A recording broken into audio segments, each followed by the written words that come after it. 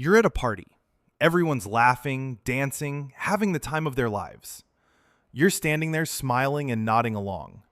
But inside your head, it's a completely different story. You're noticing the couple in the corner pretending everything's fine, but clearly in a silent argument. You're picking up on your friend's forced laugh because something's been bothering them all week. And you're mentally calculating how much longer before you can politely escape. Everyone else is living in the moment.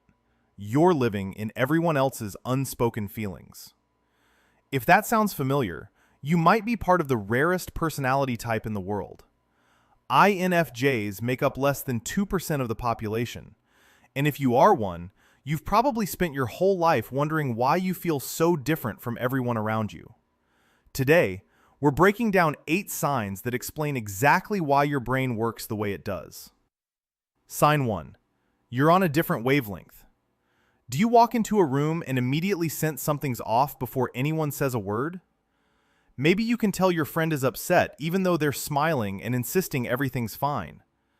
That's your intuition working overtime, and it's one of the clearest signs you're an INFJ. You just know things without being able to explain how you know them. When someone asks, "How did you figure that out?" you draw a blank because there's no logical process to point to. Your brain connects dots that other people can't even see.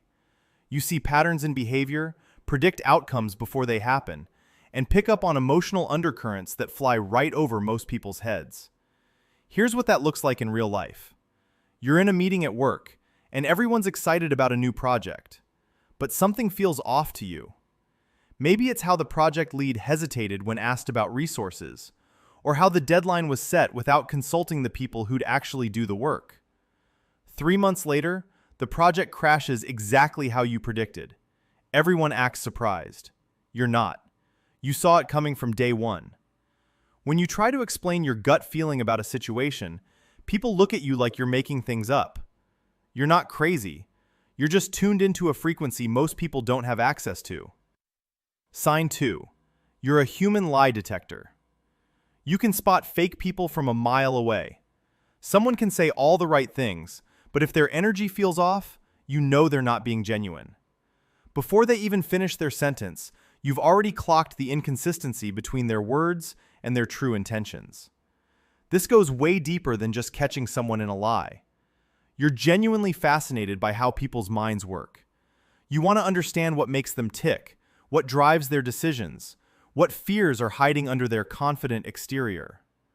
While other people are having surface-level conversations about weekend plans, you're mentally analyzing why someone chose that specific phrasing, or why their body language shifted when a certain topic came up.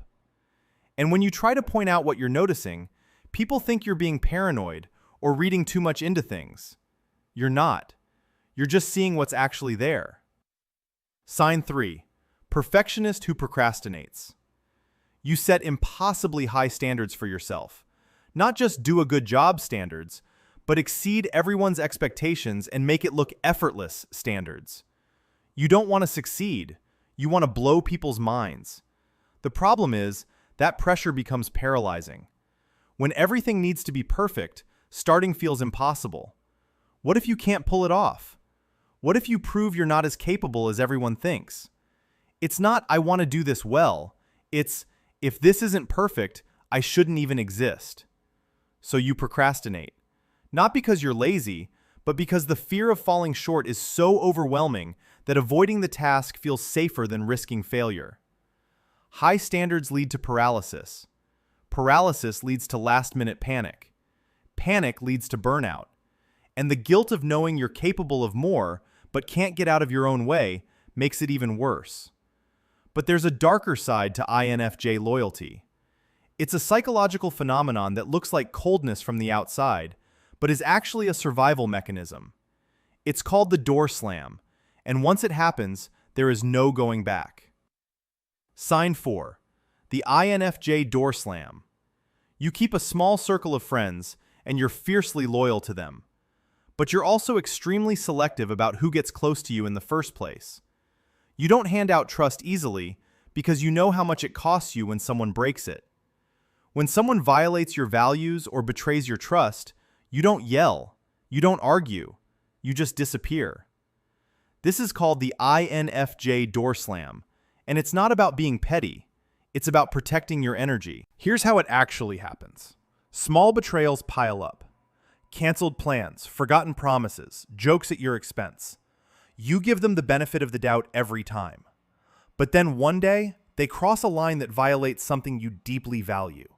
And suddenly, all those little moments click into place. Your intuition has been screaming at you that this person isn't safe, and you've been ignoring it.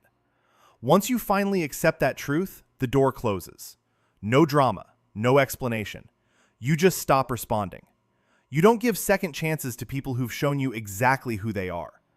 But your ability to see the truth isn't just directed outward. You turn that same intense scrutiny on yourself, which leads to a trait that can be both your greatest strength and your biggest hurdle. If you've ever had to door slam someone to protect your peace, drop a buck in the comments. It's one of the hardest things an INFJ has to do, and you're definitely not alone in it. Understanding how your mind works internally is only half the story. The real challenge and the real gift is how that rare internal wiring collides with the outside world. That's where things get complicated. Sign 5. The emotional sponge. You don't just understand other people's pain, you feel it in your own body. When your friend is going through a breakup, you're not just sympathizing from a distance. You're carrying their heartbreak around like it's your own. When someone tells you about their childhood trauma, you don't just nod along. You actually experience the weight of what they went through. You can even sense emotions that aren't being expressed. You walk into a room where two people just finished a heated argument. They're sitting there in silence, acting normal, smiling even. But you feel it. The air is heavy. Your chest gets tight. Something in your body physically reacts to the tension they're pretending doesn't exist. Everyone else walks in and has no clue. You're the only one suffocating. This happens because your empathy runs deeper than most people's. When your friend snaps at you for no reason, instead of getting defensive, you're already thinking about what might be stressing them out. When someone messes up, you consider their whole story, not just their mistake. Because you see the trauma underneath the behavior, you find it impossible to stay angry at people who hurt you. But it also means you're constantly absorbing everyone else's emotional baggage. This isn't just mental fatigue. Your body physically crashes after emotionally heavy conversations. Your chest feels tight. Your energy tanks. You need entire days of complete isolation just to reset your nervous system. You walk away from conversations carrying two people's feelings instead of just your own. And the worst part is, most people don't even realize they're dumping their stress on you. Sign 6. You crave real connection. You're not against talking to people. You're against talking about nothing. While everyone else is chatting about their weekend plans or last night's game, you're starving for something real. You want to know what someone values, what they're afraid of, what dreams they're chasing, what keeps them awake at 3 a.m. You want to understand what makes them who they are, not their opinion on the local football team. That hunger for depth is why surface-level conversations drain you.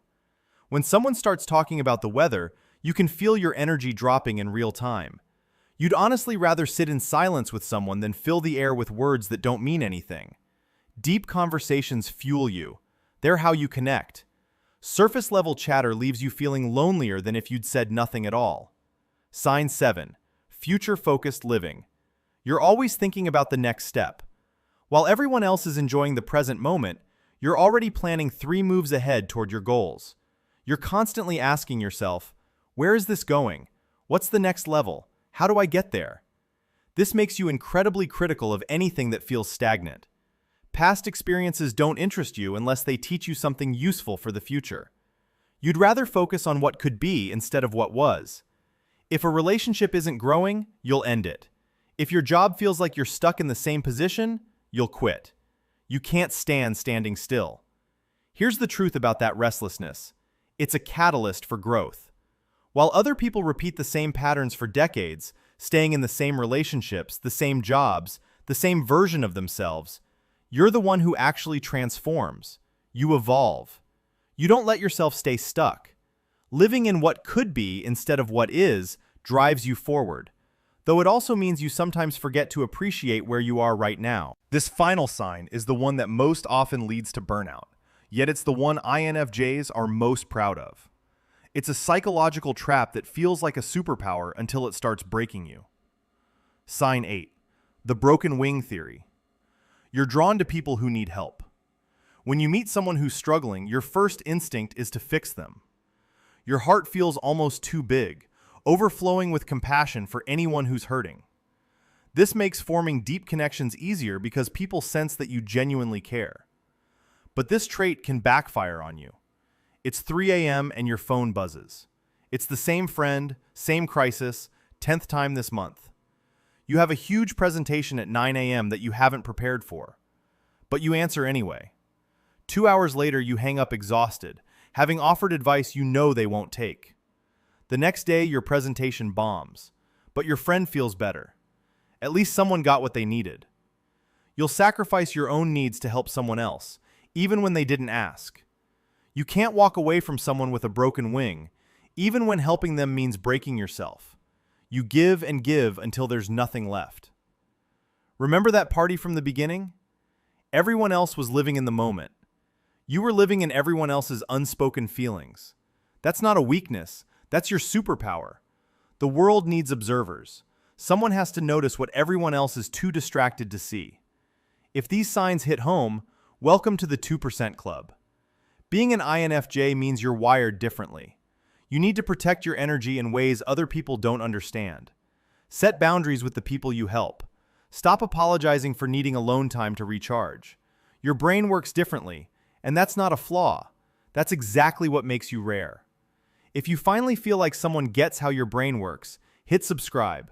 We're building a community here for the 2% who see the world differently, and we'd love to have you with us.